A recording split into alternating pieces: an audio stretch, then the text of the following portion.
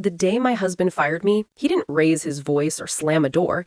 He smiled, shook my hand in front of the board, and erased 12 years of marriage with one carefully worded lie that detonated my entire life. If you're into real power plays, corporate betrayal, and quiet revenge that actually lands, subscribe now. This story doesn't get loud, but it gets lethal. I used to believe marriage meant immunity, that no matter how ruthless the corporate world got, the person you shared a bed with wouldn't be the one sharpening the knife. Turns out, I was wrong. Dead wrong. My name is Lena Ward. Until last year, I was the chief operations director at a renewable energy firm called Northridge Dynamics. The CEO was my husband, Caleb Ward, a man Forbes once described as visionary, disciplined, and dangerously charming. They weren't wrong, they just didn't finish the sentence. The morning it happened, I woke up before him, like always, made coffee, reviewed logistics reports on my tablet. Caleb came downstairs adjusting his tie, kissed my forehead, and said, "Big day, don't stress." That should have scared me. I didn't hear the warning until it was too late. Northridge was preparing to finalize a federal infrastructure contract. 9 figures, clean energy, national exposure. My department handled compliance and operations. His handled optics and money. We were supposed to be airtight.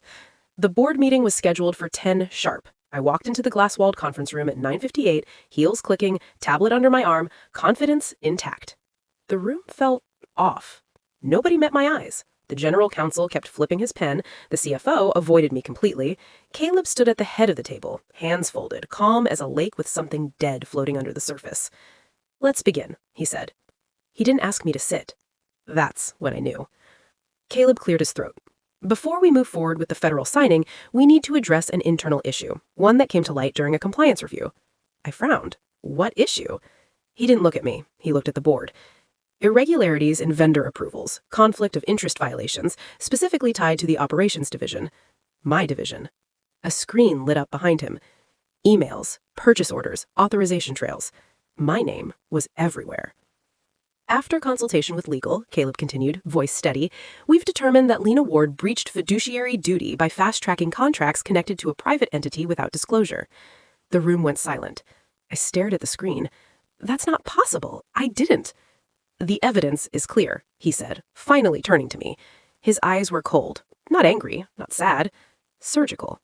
"Effective immediately, you're terminated for cause." For cause. That phrase hits like a gunshot in corporate America. It means no severance, no defense, no benefit of doubt. I laughed, a short, stunned sound. "Caleb, this is insane. Those vendors were approved through—" "Security," he said, cutting me off. 2 men stepped in. Not rough, polite, like I was a misplaced piece of furniture. "Please escort Miss Ward out." I looked at him, really looked, searching for the man I married, the one who held my hand during miscarriages, the one who promised we were a team. He didn't flinch. I walked out under fluorescent lights, past people I'd promoted, mentored, protected. My phone buzzed. Email access revoked. System permissions denied. Calendar wiped clean. By the time I reached the parking lot, my identity had been professionally euthanized. At home, I didn't cry. I sat at the kitchen table for 2 hours, staring at the grain in the wood, replaying the meeting frame by frame. Something didn't add up. The approval paths on those contracts were automated safeguards I designed myself. I pulled out my personal backup drive, the one Caleb used to tease me about. "Always so paranoid," he'd say. Good thing I was. By midnight, I found it. The approvals had been rerouted through my credentials, but at times I was demonstrably unavailable. Flights, medical appointments, even one timestamp while I was under anesthesia for minor surgery. Someone hadn't just framed me, they'd studied me, and there was only one person with that level of access. The next morning, Caleb came home early. Too calm, too prepared. He set a manila envelope on the counter. "We should talk." Inside, divorce papers, an NDA, a settlement offer generous enough to make headlines disappear. "You take this, leave the state, and we both move on." "And if I don't?" His smile thinned. "Then the investigation deepens, and federal contracts don't play nice with ethics violations." I felt it then. Not heartbreak, clarity.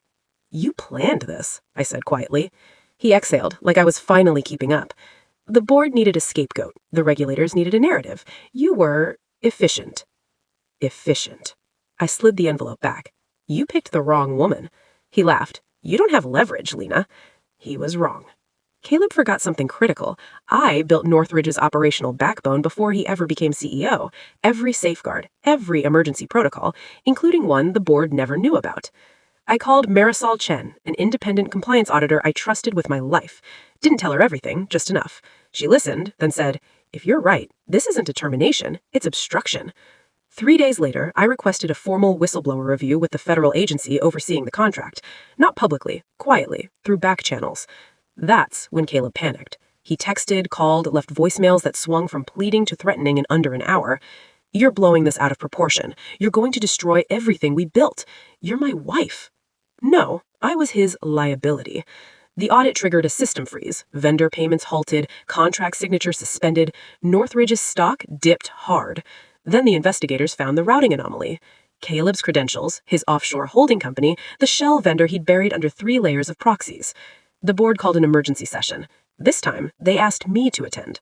I walked into the same conference room a week later, same chairs, same glass walls, very different energy. Caleb wasn't at the head of the table. He wasn't in the room. The chairman cleared his throat. "Lena, we owe you an apology." I didn't sit. "You fired me publicly. Now you want help privately? That's cute." They offered reinstatement, then a promotion, then a retention bonus that made my jaw tighten. I declined all of it. I don't want my job back. I want out. I sold my shares at peak panic, walked away clean, no NDA, no silence clause. 2 months later, Caleb was indicted for fraud and obstruction. Northridge survived, barely, without him. Our divorce finalized without a single conversation. I didn't attend the sentencing. I didn't need closure, because the end of my marriage wasn't the day he was arrested. It was the moment he thought I'd disappear quietly. That's when I knew. The man I married wasn't my partner. He was my final test. And I passed it.